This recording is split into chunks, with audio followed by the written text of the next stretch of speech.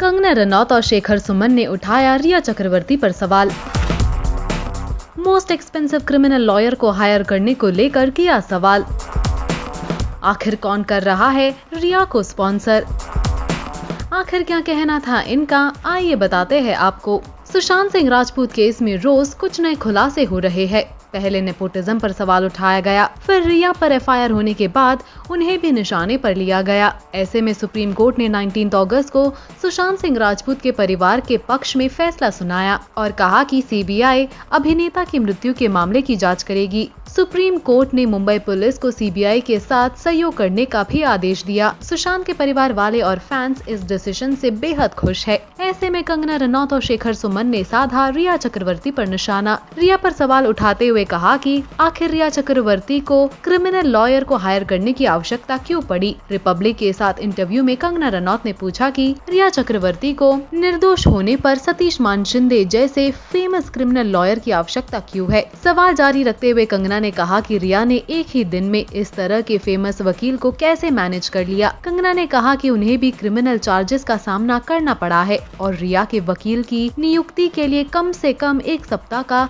इंतजार करना होगा। इसके बाद उन्होंने लॉयर की फीस के बारे में भी बात की और उन्होंने कहा, अगर आपने कुछ नहीं किया है तो आप इतने बड़े क्रिमिनल लॉयर को क्यों नियुक्त कर रही हो। वहीं आज तक के साथ बातचीत में शेखर सुमन से रिया चक्रवर्ती से रिलेटेड सवाल पूछा गया। तब उन्होंने कहा, अगर आप किसी से प्यार करते हैं तो उनके जाने के बाद भी आप उनके परिवार के साथ कम से कम कुछ वक्त बिताते हैं। लेकिन रिया ने यू टर्न ले लिया। वही केस लड़ने के लिए रिया चक्रवर्ती ने हिंदुस्तान का सबसे महंगा वकील हायर किया है, जबकि उनकी एनुअल इनकम 14 लाख है। ऐसे में सवाल उठता है कि आखिर इतना महंगा वकील उन्होंने कैसे हायर किया, कौन उसे स्पॉन्सर कर रहा है। शेखर ने सुशांत की मौत से जुड़े कई अन्य तथ्यों पर भी सवाल किए। वो कहते हैं, सीबीआई अपना काम पूरे सक्षम तरीके से करेगी, सही तस्वीर सामने लाएगी। मैं किसी पर उंगली नहीं उठा रहा, पर शक की सुई स्वाभाविक तौर पर कई लोगों के ऊपर जा रही है, क्योंकि हर किसी का बयान अलग अलग है। सिद्धार्थ पिठानी से लेकर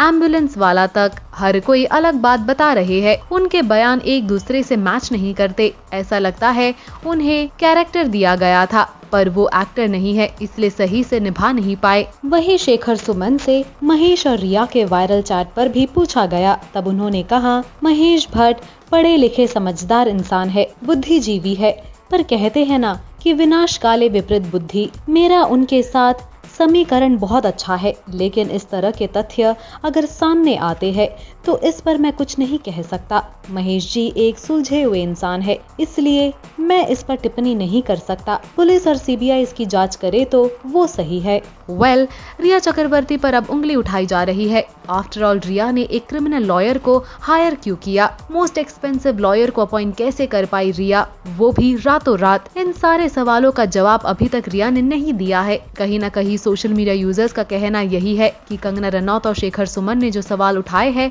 वो बिल्कुल सही है। फिलहाल आपका क्या कहना है कंगना और शेखर के इन उठाए सवालों के बारे में?